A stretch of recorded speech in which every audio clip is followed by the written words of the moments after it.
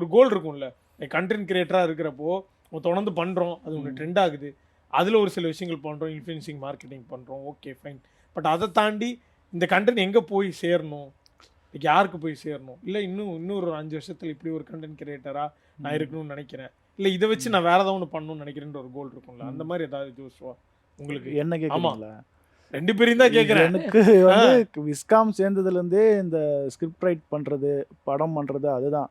But வந்து எப்போ அப்படி என்ன ஆச்சுன்னா, ஷார்ட் ஃபிலிம் எடுத்து ஒரு அசிஸ்டண்ட்டாக ஜாயின் பண்ணுறப்போ நம்மளால் வந்து இப்போது நாங்களாம் வந்து நான் வந்து ஒரு ஹவுசிங் போர்டில் வந்தவன்.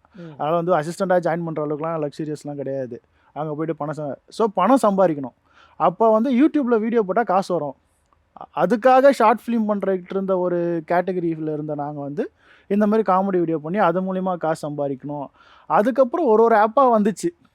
இன்ஸ்டாகிராம் திடீர்னு வந்துச்சு, ரீல் வந்துச்சு, டிக்டாக் வந்துச்சு. அதுக்கேற்ற மாதிரி கொஞ்சம் கொஞ்சமாக அடாப்ட் பண்ணிவிட்டு அப்படியே போகிறோம். பட் எண்ட் ஆஃப் த டே வந்தது வந்து பார்த்தோம்னா ஒரு ஸ்கிரிப்ட் ரைட் பண்ணணும், டேரக்டர் ஆகணும் அப்படின்னு தான். அது இப்படி மாதிரி ஓடிட்டு இருக்கு. இப்போதைக்கு ஒரு சர்வைவலுக்கு அப்படி சர்வைவலுக்கு ஓடிட்டு இருக்கு.